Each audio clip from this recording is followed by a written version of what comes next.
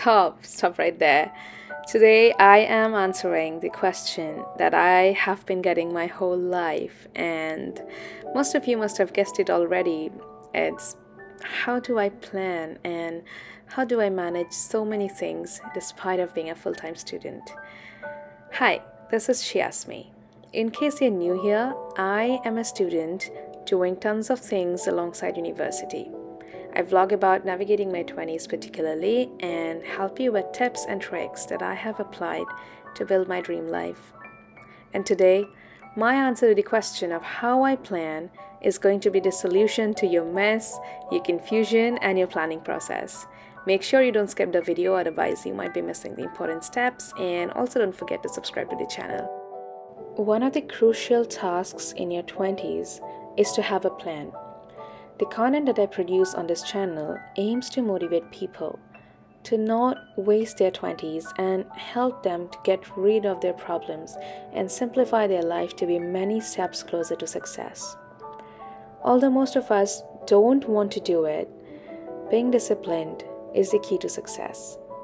And discipline begins with scheduling, having a timetable, planning, and implementing.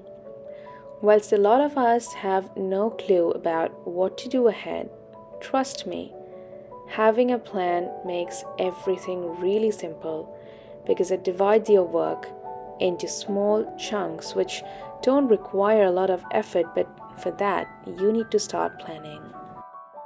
I plan at 3 stages: yearly, monthly, and weekly. In this video, we are addressing how to plan monthly. I use a combination of both paper-based and digital planning. You just need a notebook, a pen, and either a Google Calendar, or if you are a Mac user, you need iCalendar. And I prefer iCal over Google Calendar, but you may use whichever you are comfortable with. So to begin with, I prepare a list of projects, which are basically things that need my attention, but I just tag them as projects because they are the things that need to be done in this particular month. For example, a few of the projects that I am doing this month are dissertation, filling up job applications, studying for an exam, creating content, internships, conducting individual research, events, certificate courses, etc. So I simply begin by listing the projects that need my attention in August.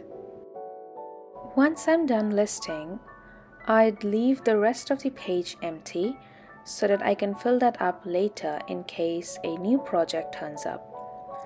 The next step is to prioritize these projects. So on the next sheet, I list down these projects according to the level of their importance. So in this step, we don't just rank the projects, but we also list down the tasks that need to be performed for each project. For example, in the month of August, the project that requires the most attention for me is the dissertation. So I start the new list with dissertation being the top priority. And then below that, I put down a bullet list of all the tasks that need to be done for the dissertation. For instance, wrapping up the interviews, transcribing, literature review, drafting the conclusion, etc. And I continue doing the same for the rest of the projects. So after dissertation, I put studying for the exam as the second priority and note the list of topics that need to be covered this month. And that way we continue the whole list of the projects. The third step is to assign the number of hours that you need to dedicate to each project every day. This depends on your capacity and capability of grasping and finishing tasks. For instance, I dedicate 5 to 6 hours of my day to the dissertation.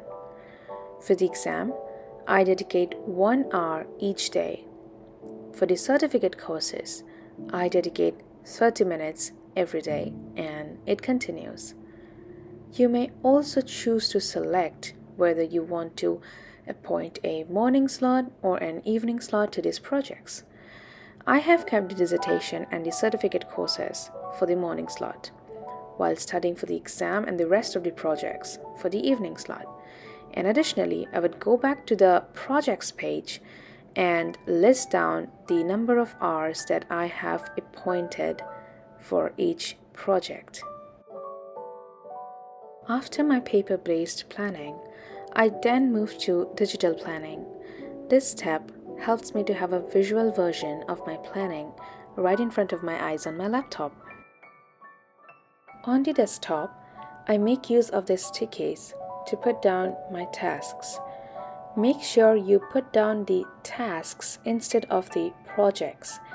If you are using Windows instead of Mac, you may use Google Keep instead of stickies.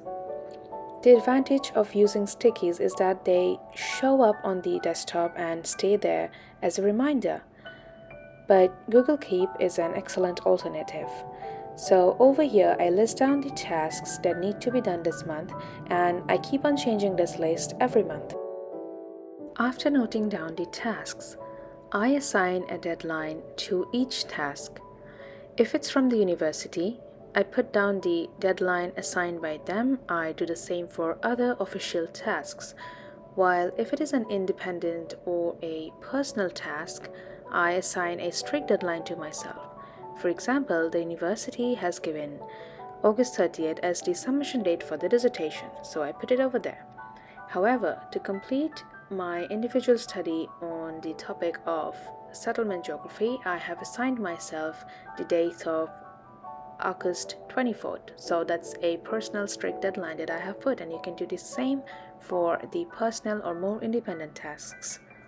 But it's really necessary for you to put down a deadline so you keep consistent, and that also helps you in your weekly planning. My final step for planning the month is using the iCalendar.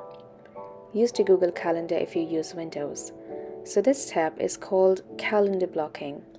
It helps to have a visual of the time slots when you have a task assigned and the slots when you are free to take up other work in your day. On my iCalendar, I have assigned various colors for every different category.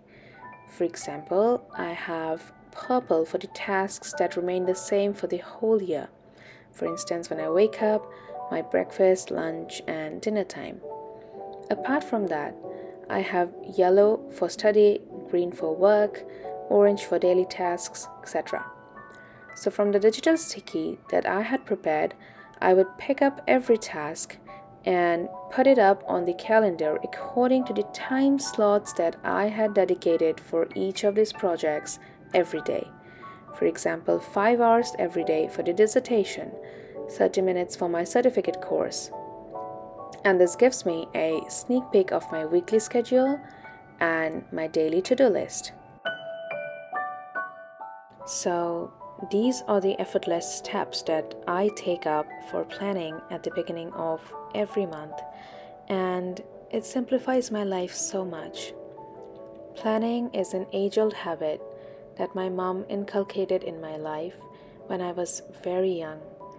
The lives of 20-year-olds are dynamic, so you need to be prepared for the unplanned as well. It is equally important for you and your schedule to be flexible enough to incorporate anything urgent that might come up. At the same time, you need to be strict with your time slots and your deadlines. Mind you, I mentioned being strict and not harsh. Planning our days is a crucial step for anyone in their 20s.